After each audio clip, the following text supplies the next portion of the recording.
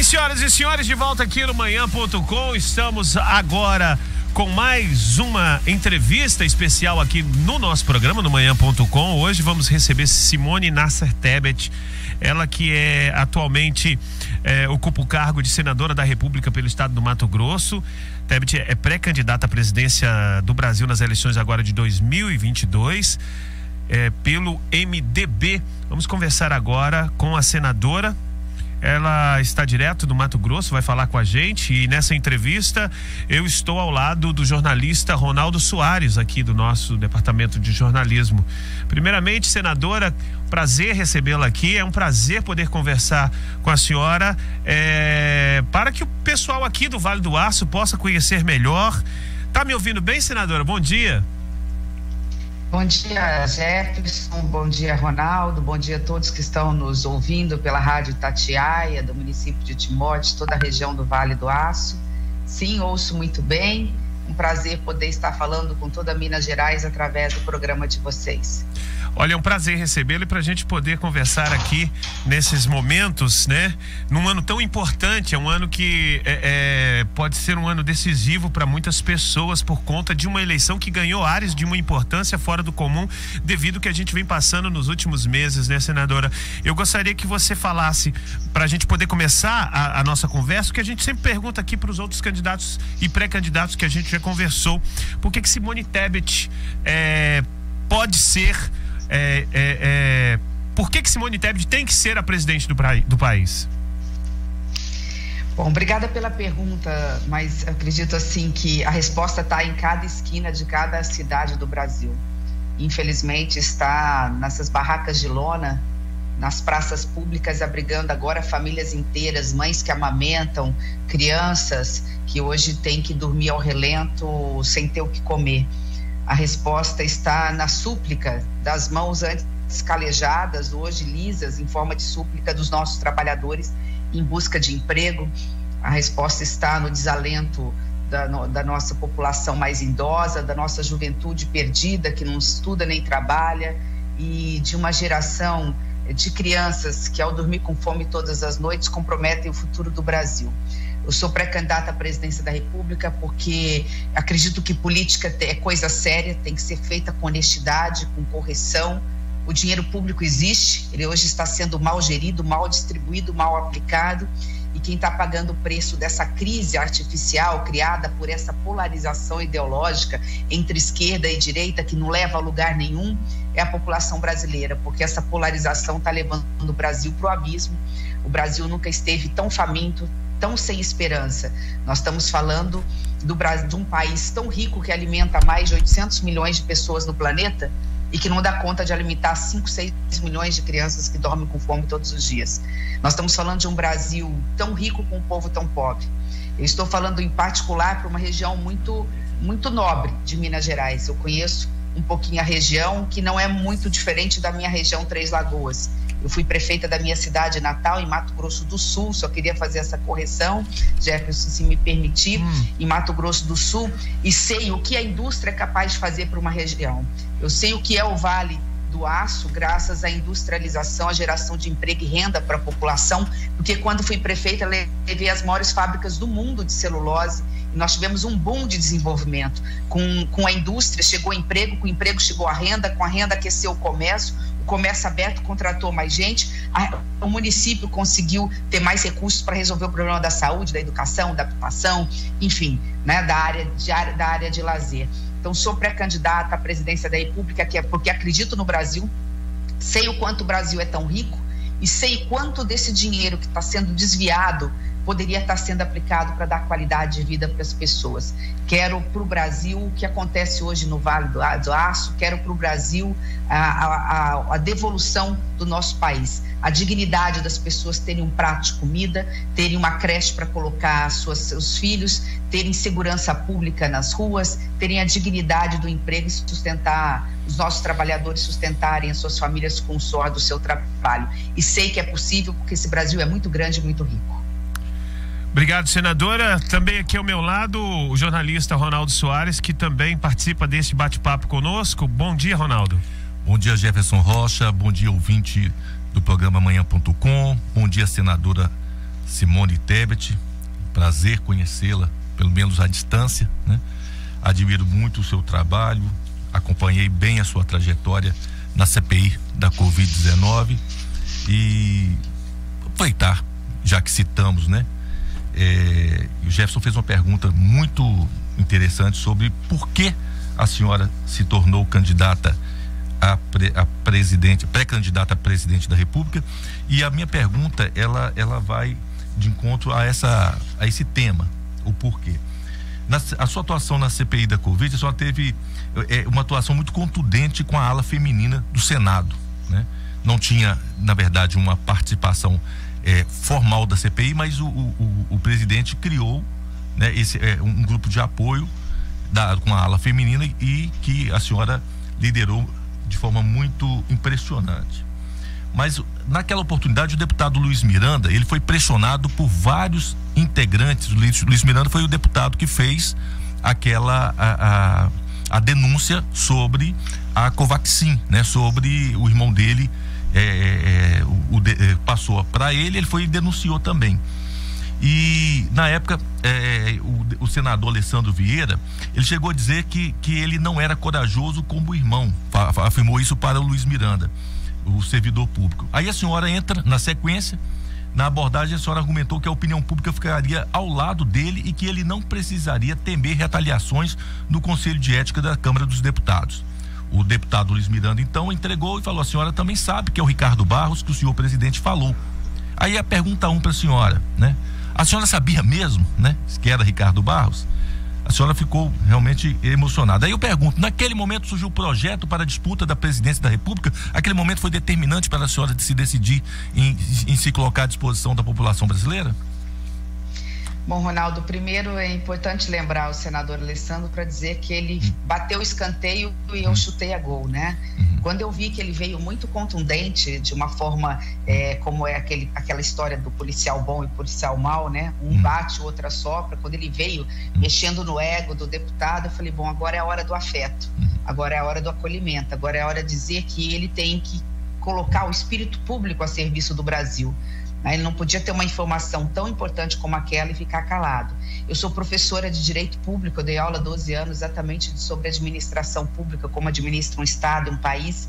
Então, a minha área é a área de contratos, licitação, toda essa parte. Quando eu vi o contrato da Covaxin, a gente viu uma série de irregularidades. Ali tinha uma nota fiscal que eu também descobri, que falava de 45 milhões de dólares sendo mandados de forma antecipada. Nós estamos falando de 200 milhões de reais, de mais do que 200 milhões, sendo mandado para paraíso fiscal para comprar uma vacina, pagando antecipado. Quem é que paga antecipado um valor desse por uma vacina que a gente sequer conhecia? Então, naquele momento, eu acho que ele resolveu fazer aquilo que todo homem público e toda mulher pública tem que fazer, servir ao Brasil.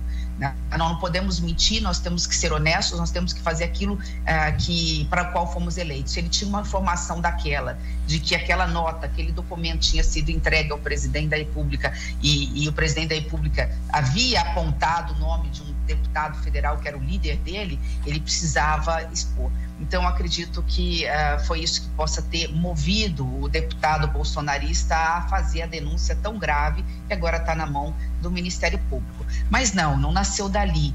Eu já tenho 20 anos de mandatos consecutivos, eu faço política há 35 anos. Quando eu tinha 14 anos, eu pedi autorização para minha mãe para ir para as ruas lutar por Diretas Já. Nunca imaginei que depois de 20 anos consecutivos, eu fui deputada estadual, fui prefeita da minha cidade, a reeleita, a primeira mulher prefeita. Sei o quanto é difícil para nós mulheres abrirmos caminhos, não é fácil. Quase 100 anos de história da minha cidade, ser a primeira mulher, não me dá nenhum orgulho disso. Fui a primeira mulher vice-governadora, também com muita dificuldade, ter que impor, né, nos impor como protagonistas da nossa história, porque é isso que a mulher é, protagonista da sua própria história, né? E depois como senadora da República, nós tivemos vários momentos importantes. A bancada feminina, pela primeira vez, quando a gente chegou lá, criou a Comissão de Combate à Violência contra a Mulher. Eu presidi pela primeira vez, também fui a primeira a presidir. Ali convivi com denúncias seríssimas que a gente já via e eu havia denunciado. Como vice-governadora, nós trouxemos a primeira Casa da Mulher Brasileira de combate à violência contra a mulher do Brasil aqui, então não é era um assunto que sempre foi recorrente na minha vida e contra o qual eu sempre lutei, a violência física, psicológica, sexual contra a mulher. Depois eu tive a coragem de disputar dentro da minha bancada do MDB, contra uma ala do MDB da qual eu não concordava, de denúncias, a vaga para ser candidata à presidência do Senado. Não vamos nos esquecer por que surgiu a liderança da bancada feminina, né? Acho que é uma pergunta interessante que você faz, Ronaldo, para as mulheres e para os homens que estão nos ouvindo. Muitas vezes a gente acha assim que o caminho da gente é só para ganhar, né? E que a gente só ganha quando ganha. Às vezes a gente ganha quando perde. Eu vou explicar, né? É preferível perder do lado certo do que ganhar do lado errado. Quando eu disputei a presidência do Senado, depois de 198 anos de história do Senado, teve uma mulher com coragem para ser candidata, e eu sabia que provavelmente perderia a eleição porque tinha um orçamento secreto comprando consciências de parlamentares, mas era a primeira mulher candidata. Como não deixar essa marca para que no futuro outras mulheres pudessem sentar na cadeira da presidência do Congresso? Ali nós também cavamos um pênalti e fizemos o gol, porque ali nós impusemos ao atual presidente do Congresso a obrigação dele criar a liderança da bancada feminina. Isso fez toda a diferença na história, porque ele criou a liderança da bancada feminina. Eu fui indicada a primeira líder. Nós não tínhamos espaço na CPI, embora tendo liderança de bancada, também tivemos que cavar esse espaço, e graças a isso a participação das mulheres foi decisiva para ajudar a colocar vacina no braço da população brasileira mais rápido, inclusive com os escândalos que foram denunciados por nós. Então, assim, você me permitiu aqui fazer uma homenagem às mulheres mineiras, uma homenagem às mulheres brasileiras, para dizer o quanto para nós tudo é mais difícil. É mais difícil na política, mas é mais difícil também no mercado de trabalho. Então, assim, de forma objetiva agora, depois de ter contado toda uma história, mas acho importante, em homenagem, repito, a todas as mulheres do Brasil, não foi ali. Eu faço política há muito tempo. Então, ter uma mulher pré-candidata à presidência da República num momento tão difícil quanto esse é fundamental, para que a gente possa dizer o que nós, mulheres, queremos para vocês, para os nossos filhos, para os nossos companheiros, para o Brasil. E eu garanto que não é nada disso que nós estamos vivendo no momento de hoje. Senadora, foi muito oportuno a senhora ter citado, né, esse momento das eleições em que a senhora foi candidata a senadora, porque parte desses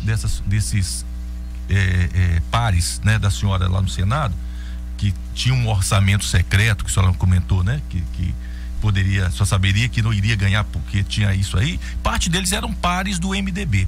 Eu falo para a senhora que só está no MDB, e eu não consigo colocar na mesma prateleira a senhora, e não consigo imaginar um Eduardo Cunha sendo um par da senhora. Só para dar algum exemplo, né, não dá para imaginar tantos outros políticos que a gente sabe historicamente são fisiologistas, né, do MDB, e a senhora tem uma linha muito divergente do que que foi e sempre foi o MDB ao longo, desde a redemocratização do Brasil. Vamos pegar desde o governo Sarney. Depois do governo Sarney, o MDB ele nunca esteve, até pouco tempo atrás, com o Temer, que herdou o governo na saída da presidente Dilma. Mas o MDB foi governo o tempo todo. Ele sempre foi governo o tempo todo. Ele só esteve, né, na sua história, na época da ditadura militar, do outro lado. É justamente isso que a gente procura saber, né, senadora, como diferenciar essas duas alas dentro do MDB, que a senhora sempre cita em algumas entrevistas, que a senhora não faz parte desse grupo, faz parte de um grupo divergente. Para a pessoa que está em casa, como é que pode diferenciar essas duas alas dentro do próprio partido? Bom, graças a Deus hoje nós temos as redes sociais, né? Só olhar nas redes sociais a trajetória de cada um. Não vamos esquecer que o MDB é o maior partido do Brasil, o partido que tem o maior número de prefeituras, de vereadores, vice-prefeitos, prefeitos e, consequentemente, o maior número de filiados. Então, você tem alas, mas eu pertenço ao MDB histórico, o MDB de Pedro Simão, que ainda vivo no Rio Grande do Sul, o MDB de Ulisses Guimarães, o MDB de Tancredo, de Mário Covas, né, o MDB do meu pai. Então, é este MDB que salvou o Brasil em todos os momentos decisivos da história do Brasil. Nós abrigamos todas as correntes ideológicas lutando contra a ditadura para que pudéssemos ter liberdade, pudéssemos ter o direito a votar e ser votado, a estar aqui conversando com vocês. Defendemos a imprensa livre, sem nenhuma censura, sem nenhuma regulação, porque a imprensa, junto com os poderes, junto com o Congresso Nacional e junto com a soberania do voto, é o que verdadeiramente nos dá a liberdade, nos dá a democracia. E isso é importante repetir num momento como esse, em que volta e meia tentam flertar com o passado, né, com a violação de direitos sagrados das instituições chamadas democráticas. O MDB é muito maior do que 2, 3, 4 ou 5. O MDB pertence ao Brasil, aos 2 milhões de brasileiros. Mas não vamos esquecer que entre o passado tão longínquo e o presente, há todo um caminho também do MDB que precisa ser enaltecido. O MDB também é o pai, junto com o Fernando Henrique, no governo Itamar, do Plano Real. Esse Plano Real que garantiu a estabilidade da moeda durante todo esse tempo, para deixar bem claro, né? Foi o real feito no governo do Itamar, do MDB, junto com o Fernando Henrique, que garantiu que nós vivêssemos tantos anos sem inflação. E agora, lamentavelmente, tendo que explicar para os nossos filhos o que é inflação. A inflação, que é o mais cruel imposto do povo brasileiro. O povo brasileiro trabalha 8, 10, às vezes 12 horas por dia para ganhar a miséria de um salário mínimo, para ver depois o seu poder de compra diminuída pela metade quando vai no supermercado. Isso é inflação, ela corrói, ela come o dinheiro do povo brasileiro. E o MDB teve participação decisiva nessa estabilidade da moeda. Lamentavelmente, hoje, nós temos um desgoverno, um governo que não conhece o Brasil, que não conhece as riquezas como do Vale do Aço, mas também nem conhece as dificuldades, as mazelas do Vale do Jequitinhonha, não conhece os problemas do sertão nordestino e não apresenta um projeto de país. Então, é contra isso que o MDB hoje se surge. O MDB está renascendo das cinzas e sempre foi assim. No momento que mais se precisa do MDB, o MDB é aquele gigante adormecido que nasce. Por isso é que eu fui chamada pelo MDB para ser pré-candidata. Eu sou a primeira pré-candidata da história do meu partido, a única que tem um espaço de fala hoje numa candidatura majoritária, inclusive com apoio praticamente unânime. Eu quero aqui fazer um agradecimento especial ao deputado federal Newton Cardoso Júnior, que foi um dos primeiros, hoje secretário do partido, um dos primeiros a apostar. O MDB precisa ter candidatura própria, é preciso avançarmos, nós somos protagonistas, sempre fomos pioneiros, sempre fomos da vanguarda, que se apresente uma mulher para dizer para a maioria do eleitorado feminino, do Brasil, que inclusive é feminino, o que o MDB quer para o Brasil. E o MDB quer, primeiro, o fim dessa polarização que está levando o Brasil para o abismo, garantir segurança jurídica para o comerciante, para o empresário, para o trabalhador, para a grande indústria, para que o Brasil volte a crescer. O Brasil não vai crescer com essa insegurança de não saber se os contratos valem, ora funciona de um jeito, ora funciona do outro. Sem crescimento não tem emprego, sem emprego não tem renda, sem renda nós temos o que nós estamos tendo que conviver, com 33 milhões de brasileiros passando fome, 33 milhões. Eu só me lembro de uma situação como essa quando eu fazia faculdade no Rio de Janeiro, na Federal do Rio, e no início dos anos 90, exatamente em 1990, eu estava no banco de uma universidade me formando, como me formei em 91, eu via no centro do Rio de Janeiro pessoas comendo restos da lata de lixo. Depois isso caiu muito, a miséria, e hoje ela volta em função justamente de nós não termos um programa de país. Qual é o plano de desenvolvimento do Brasil? Não é só para Minas Gerais, mas para o norte, para o nordeste, para o centro-oeste. Eu também sou filha do interior. Eu nasci no interior do Brasil. Eu sei o quanto quanto demora para chegar o progresso, o desenvolvimento nessas regiões. Qual é o plano de desenvolvimento para essas regiões mais pobres do Brasil? Não existe, porque não existe plano para nada. Então é por isso que o MDB se apresenta. Não temos unanimidade do partido, é natural, mas nós teremos a unidade do partido na convenção, uma convenção que acredito que será inclusive virtual, porque já aparamos todas as arestas. Hoje as pessoas entendem que mesmo que os palanques regionais tenham as suas particularidades e é importante respeitar, nós teremos palanques para andar o Brasil, falar do Brasil que queremos para os nossos filhos, para os nossos companheiros, para as nossas mulheres tão sofridas hoje, porque hoje, infelizmente, a cara mais pobre do Brasil não é de um homem, é de uma mulher negra e é de uma mulher do Nordeste brasileiro. Então, contra tudo isso é que eu me apresento. Coragem nunca me faltou, espírito público aprendi dentro da minha casa com grandes homens públicos e pertença a um partido que tem história. Eu repito aqui, em nome do deputado Newton Cardoso, eu faço um reconhecimento a todo o MDB de Minas Gerais, que em breve também estará se posicionando em relação aos palanques, ao palanque regional aí para governo do estado, e estaremos fazendo uma grande bancada de deputados estaduais, deputados federais também. A senhora falou que vem de uma família de grandes políticos, e a gente sabe, né, e admiro muito Ramos Tebet, que empossou Lula, né? Eu gostaria que você fizesse um paralelo, senadora, daquele Lula que foi empossado pelo seu pai e esse que é seu adversário hoje. Existem semelhanças e quais as diferenças? Qual que é a principal diferença entre aquele Lula empossado pelo seu pai e esse que é seu adversário hoje? Boa pergunta, eu não saberia dizer. Quem é Lula hoje? Quem é Lula depois da prisão? Quem é Lula hoje com um novo modelo econômico que nós não conhecemos ainda? Né? Quem é o Lula? É o Lula versão do primeiro mandato, do segundo, um Lula diferente? Isso ele vai ter que se apresentar ao Brasil no momento certo e, como você mesmo disse, é nosso adversário político, não inimigo. Nós não podemos fazer inimizade na política. Aliás, temos que dar o exemplo diferente do que se apresenta hoje, inclusive pelo atual presidente da República.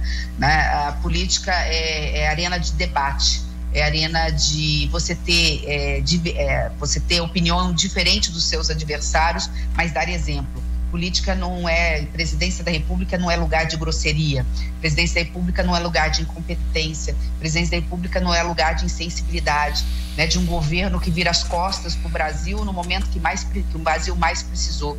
Quantos filhos perderam seus pais por conta de 45 dias, foram 45 dias de atraso da vacina. Ficou comprovado que uma das maiores laboratórios do Brasil, do mundo, uma das vacinas mais seguras contra a Covid do mundo, foi oferecida para o Brasil 45 dias antes dela chegar no braço do povo brasileiro. Eu fui entubado por causa de 2 semanas, senadora, sabia? Eu fui entubado por conta de 2 semanas de vacina. Pois é. Eu fui entubado, passei 15 dias em UTI por conta de 2 semanas. Então assim, agora você me emocionou, porque assim, eu saí muito comovida, eu saí muito comovida da CPI, porque foram momentos muito difíceis como mãe. A gente tinha depoimentos ali, e isso eu tenho falado. Você acaba de me dar testemunho do que eu falava, e poucas pessoas, muitas vezes, tinham compreensão. Eu falava, olha, eu vi, né, ninguém me contou, eu vi os documentos, eu vi o depoimento. A Pfizer prometeu e falou, eu tenho condições de fazer o Brasil ser o primeiro a tomar vacina no mundo.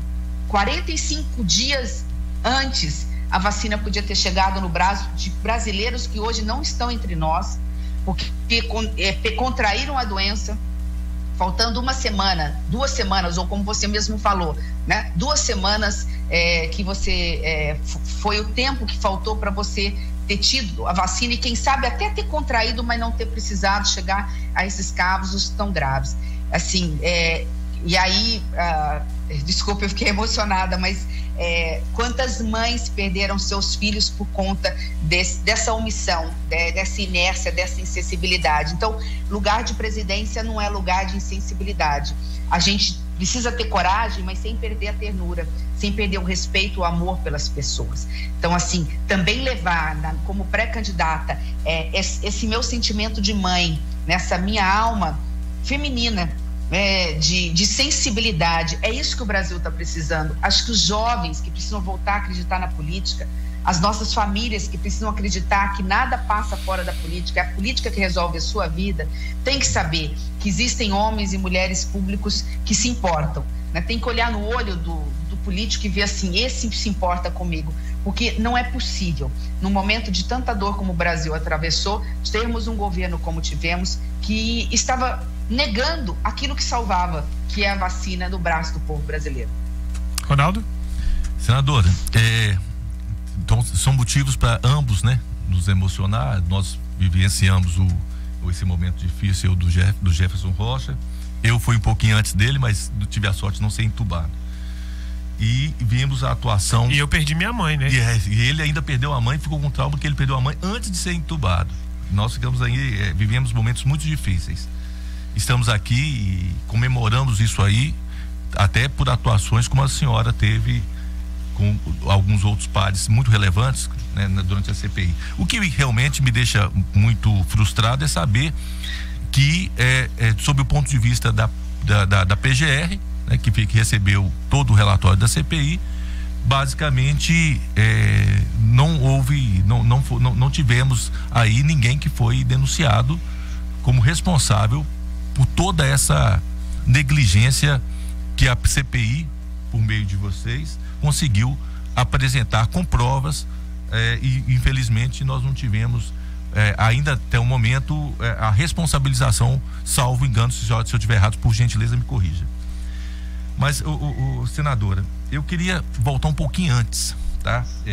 Eu acho o papel da mulher na sociedade hoje, graças a pessoas atuantes como a senhora, a gente está começando a ver um pouquinho mais ao longe uma possibilidade de equidade, de maior participação da mulher na política, de maior participação da mulher em vários outros aspectos da sociedade. Tivemos avanços, apesar de termos gente querendo puxar, né, para trás, querendo regredir. Mas eu quero comentar sobre uma outra mulher, né, que a senhora teve a oportunidade de participar de um processo triste da história da política brasileira, né, em 2016, que foi o processo de impeachment da ex-presidente Dilma. Eu queria que a senhora estabelecesse para mim uma comparação, né, com as razões pelas quais, naquele momento, se entendia a necessidade de fazer o processo de impeachment da presidente Dilma e as razões que esse governo todo deu para que pudesse ser também feito um processo, ter startado um processo de impeachment também. Vou pegar a fala que a senhora até disse à época, né? Que a presidente Dilma tinha cometido um crime de responsabilidade ao descumprir a meta fiscal, gastar o que não podia em ano eleitoral e depois cortar gastos para cobrir o rombo no orçamento da União. Então, assim, hoje nós estamos aí com a questão dos precatórios, que foi o calote dos precatórios. Nós estamos aí em plena tramitação, uma PEC que se avista pelo menos mais 42 bilhões acima do teto dos gastos, e tentando isso dar áreas de legalidade. Pergunta minha para a senhora, se isso fosse, eu falo assim, se a pedalada fiscal da presidente Dilma, comparado com o que nós estamos vendo hoje, não está me parecendo você comparar algo do ensino, né, do jardim de infância, comparando com uma pós-graduação? Olha, ambos são crimes de responsabilidade, de maneiras distintas, mas são. Não houve só pedalada fiscal ali, né? Não podemos esquecer que houve também a contenção de... Quase quebramos o setor energético, quando, para ganhar a eleição ou a reeleição, também se segurou os preços, depois jogou-se para o ano seguinte. E quase tivemos um problema de quebrar o setor energético e pagamos uma conta muito cara.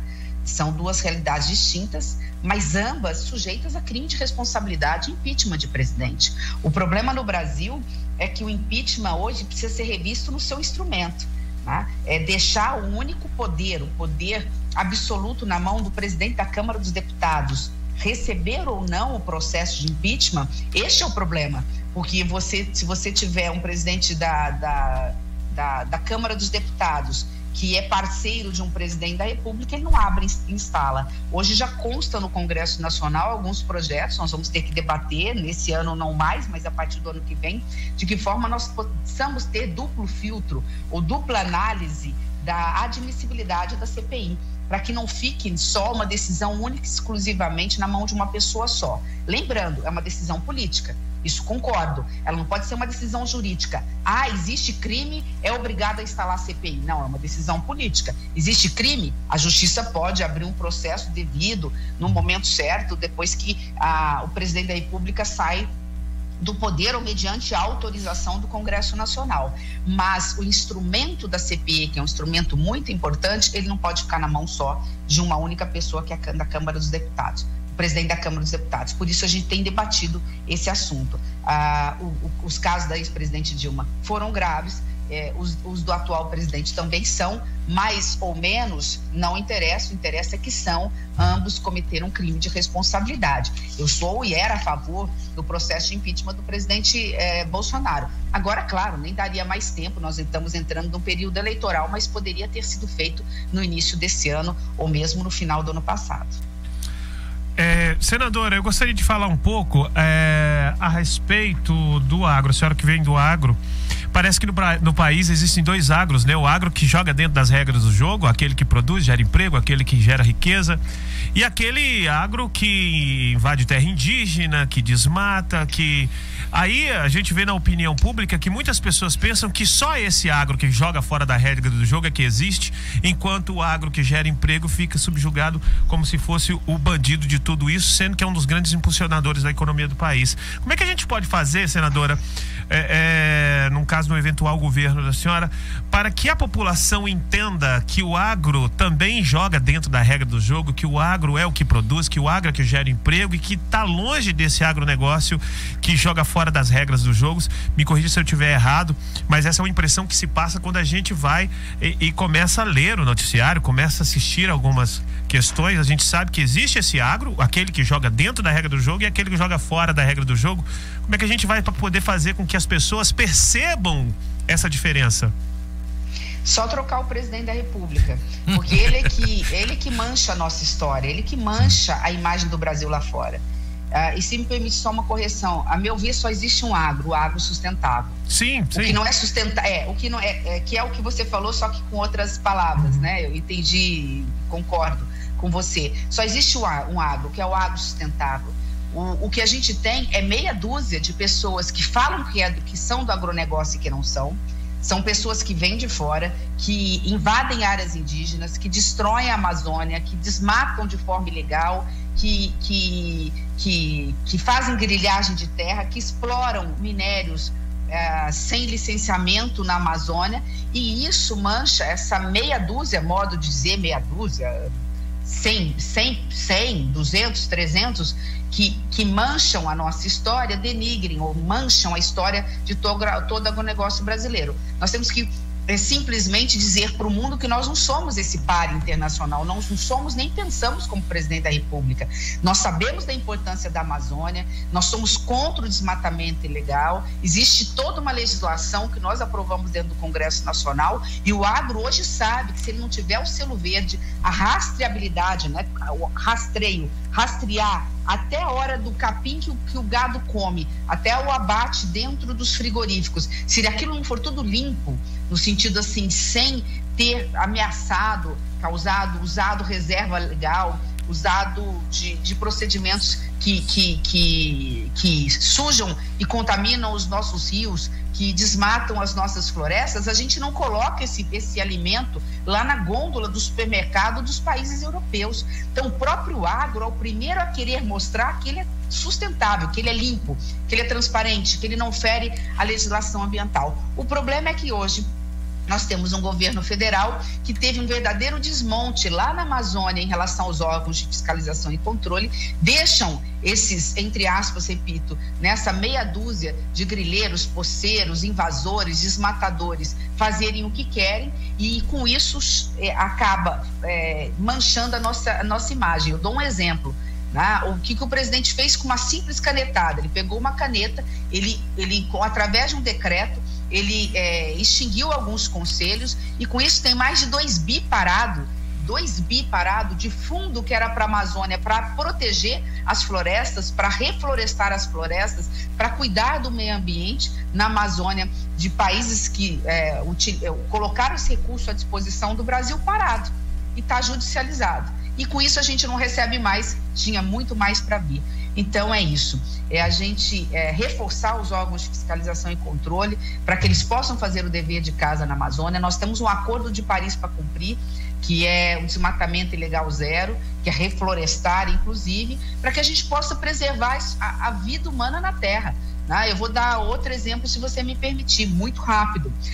Os rios voadores, que são as chuvas que vêm da Amazônia, ela vem do Atlântico, ela vem a umidade através das nuvens, elas caem ali na Amazônia Legal, a floresta, graças à floresta, aquela umidade volta para o céu e essas nuvens vêm e chegam em Mato Grosso, no norte de Mato Grosso, no Mato Grosso e no meu estado do Mato Grosso do Sul, chegando até o Rio Grande do Sul.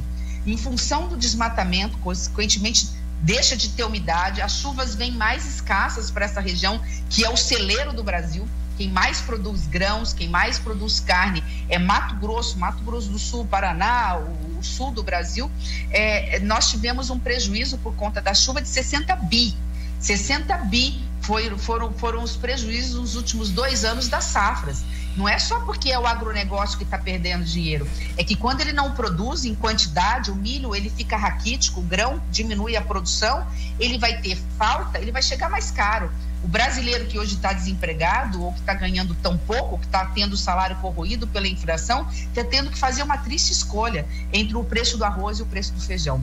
Tudo isso passa por termos uma política diferenciada, um governo federal que apresente um projeto de Brasil, com as reformas necessárias, escoando a produção. É importante, nós estamos falando do agro, mas nós estamos falando de problemas sérios que o Vale do Aço tem. Eu sei que aí é mais no setor da industrialização, mas como é que vocês escoam a produção industrial? Né? Há quanto tempo está se prometendo resolver o problema da BR-381? Né? Agora fala-se que por conta, talvez, ali do Acordo de Mariana, algum recurso venha para uma possível estadualização. Mas sem você ter um projeto de país estruturando, né, tirando essa dependência que o Brasil tem das rodovias, porque os nossos grãos hoje são exportados são encaminhados até os portos através da rodovia. É assim com aço, é assim com a indústria. É um transporte caro, é um transporte inseguro, é um transporte que hoje não consegue escoar porque não tem estradas duplicadas. Então, um grande plano PPI, um plano de privatização do setor de logística, ferrovias, hidrovias, portos, aeroportos, duplicação de rodovias. Cadê? Há quanto tempo se fala nisso? Então, é deste projeto de país que nós temos que falar. E aí sim, nós teremos condições de escoar a produção agrícola, como você mencionou. Eu venho de numa região muito forte, que é Mato Grosso do Sul, da celulose, do milho, da carne, da soja, da cana e mesmo da agroindústria. E no caso de vocês aí na Vale do Aço, do setor da metalmecânica, que precisa da mão do Estado, precisa da proteção de um presidente da República, de um governo federal, com a iniciativa privada.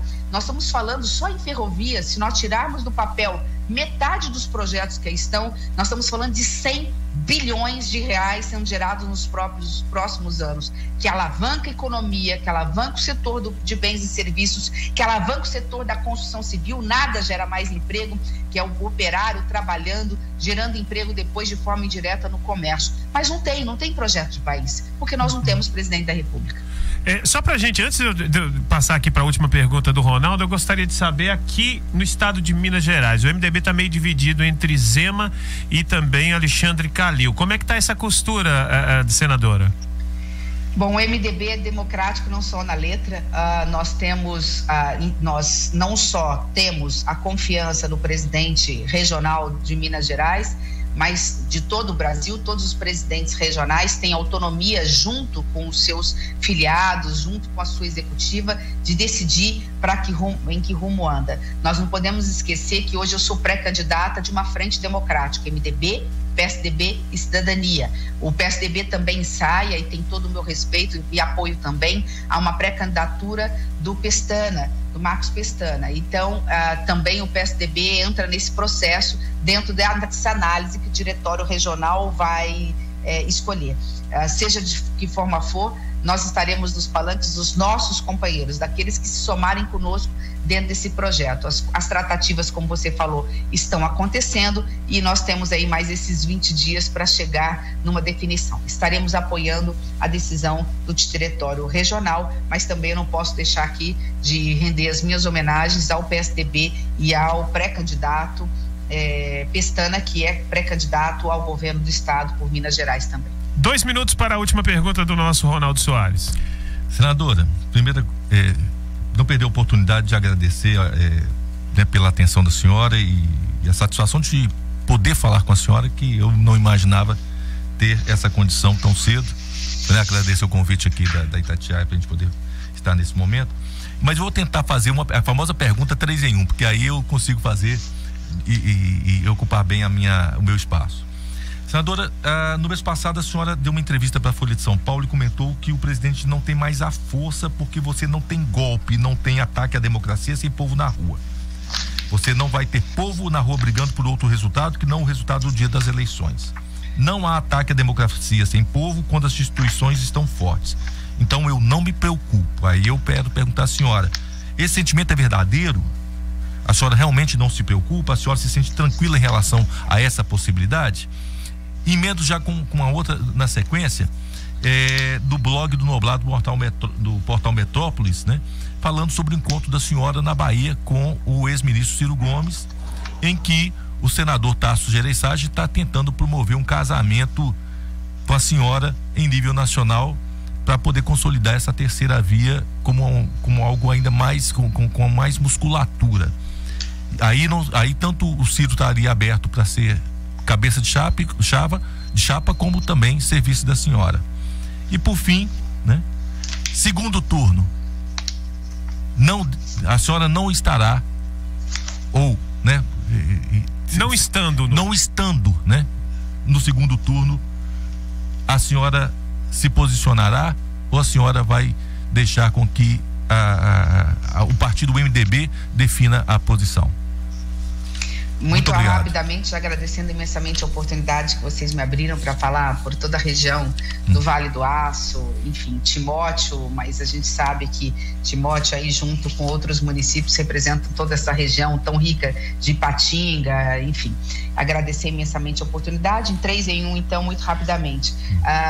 Acho que o meu encontro com Ciro Gomes mostra exatamente o que a política tem que fazer. Nós somos adversários, não somos inimigos. Nós estamos no mesmo campo democrático, defendendo a democracia, os valores e querendo nos apresentando para mostrar que o Brasil não vai ter êxito se voltar ao passado e muito menos se permanecer no presente. São 2 polos que se retroalimentam no ódio, no discurso do ódio, sem apresentar um grande projeto para o Brasil. O governo do PT esteve tanto tempo e não resolveu o principal problema. Numa única crise, nós vimos retroceder os indicadores sociais da década de 90, 30 anos, como se 30 anos não tivesse passado tanto sacrifício e dor do povo brasileiro. Eu estou falando especificamente de um governo que não olhou para aquilo que é essencial, que é a educação básica e a educação infantil no Brasil, né, empurrando para municípios e estados a responsabilidade, quando nós sabemos que a grande responsabilidade pela educação no Brasil é de todos nós. A União coordenando um grande projeto para garantir crianças nas creches para as mães poderem trabalhar, ensino médio para os nossos jovens, técnico para que os nossos jovens possam ser encaminhados para o curso profissionalizante ou para um banco de uma universidade, com governo digital, conectividade, computadores nas salas e professores bem preparados. O governo do PT não ofereceu isso ao Brasil, ao contrário, e não podemos nos esquecer. Numa única frase, para dizer aí, respondendo a sua pergunta sobre o meu encontro com Ciro Gomes. Triste o Brasil que tem que optar entre o escândalo do Petrolão e o escândalo de corrupção da educação, o passado e o presente. O Brasil merece mais e merece uma oportunidade de futuro. Nós estaremos sim conversando com Ciro Gomes, mas sou cabeça de chapa, sou pré-candidata à presidência da República, já tenho o apoio do MDB, do PSDB e do Cidadania, então talvez isso dificulte, obviamente, o avanço dessas tratativas. No que se refere ao ataque da democracia, já juntando com a questão do segundo turno, eu estarei no segundo turno. Se eu não tivesse essa convicção de que tenho condições de chegar no segundo turno, não é porque eu sou a única mulher pré-candidata nesse processo, é que eu venho numa estrutura do centro democrático, uma estrutura de partidos fortes, que tem história e tem programa de governo, né? Não só na erradicação da miséria, tirar todas as crianças do mapa da fome, investindo fortemente como professora que sou, dei aula há 12 anos na educação, mas também num plano de reforma tributária para tirar esse custo da máquina tão cara, de tantos impostos que o povo brasileiro paga, para que a gente possa gerar emprego e renda para o Brasil. Nós temos um projeto de Brasil, mas também porque acreditamos na importância do centro democrático neste momento. Quando eu disse que eu não tenho, e aí indo para a última pergunta, que foi a sua primeira, quando eu digo que eu não tenho medo de retrocesso nesse aspecto, não é que eu não tenho medo desse governo. Eu não tenho medo de que isso vai acontecer, porque eu conheço as instituições do Brasil, hoje são instituições fortes. O Congresso Nacional um dia foi fechado de fora para dentro. Nós não admitiremos que ninguém mais feche o Congresso Nacional, da mesma forma o Supremo Tribunal Federal, os poderes. A imprensa hoje é livre. No passado, uma parte da imprensa esteve naquele projeto, hoje não mais. Então hoje nós temos um governo federal que não teria ou não terá apoio de ninguém. Não tem apoio da imprensa, que é livre. Não tem apoio do Congresso Nacional, do Poder Judiciário, e não tem povo na rua. Então, dentro desse aspecto, é alguém que vai falar sozinho. Por isso que aí, repetindo a questão do segundo turno, eu estou de qualquer forma no segundo turno. Eu não tenho dúvida, eu não vou ficar em casa assistindo televisão. O nosso palanque é o palanque democrático. Nós vamos estar lá, fincados, com o palanque democrático, defendendo a democracia. É essa confiança que me move, coragem não me falta, e eu sei da responsabilidade que tenho por falar em nome de um partido grandioso como é o MDB, Cidadania e PSDB, pelo seu histórico de luta. Mas não estou sozinha, junto comigo eu tenho valorosos companheiros e companheiras que estão ao nosso lado, e eu sei que a partir do momento que me tornar conhecida, que sou hoje a pré-candidata menos conhecida no Brasil, mas que também tem menor rejeição, falando que nós queremos para o Brasil, nós temos condições de crescer. Treino é treino, jogo é jogo. Nós estamos ainda aquecendo. Agora, a partir do dia 20, nós poderemos nos posicionar, não mais como pré, mas como candidata à presidência da República. Muito obrigado, senadora. Rapidinho aqui, um bate-bola, jogo rápido. Eu falo uma palavra, a senhora responde com uma palavra que vem à sua cabeça, ok? Para a gente poder encerrar. Perfeito? Claro. Ramstebit. Exemplo. Bolsonaro. Essa é mais difícil, talvez, de todas que você vai me perguntar. Insensibilidade. Lula. Passado. Vale do Aço. Progresso. É tudo que nós queremos para o Brasil. Minas. Terra de todos os brasileiros. Ela é o símbolo, a síntese, eu diria que é a síntese do Brasil. MDB. Futuro. Brasil. Amor. Simone Tebet. Coragem. Obrigado, senadora. Foi um prazer conversar com a senhora. Muito obrigada, eu que agradeço. Conversamos então com a senadora Simone Tebet do MDB. Agradeço ao nosso Ronaldo Soares. Extrapolamos um pouquinho aqui o tempo porque o papo foi muito bom. E tá aí, nesse exercício democrático da 97 FM, ouvindo os maiores, o maior número possível de pré-candidatos aqui na região metropolitana do Vale do Aço.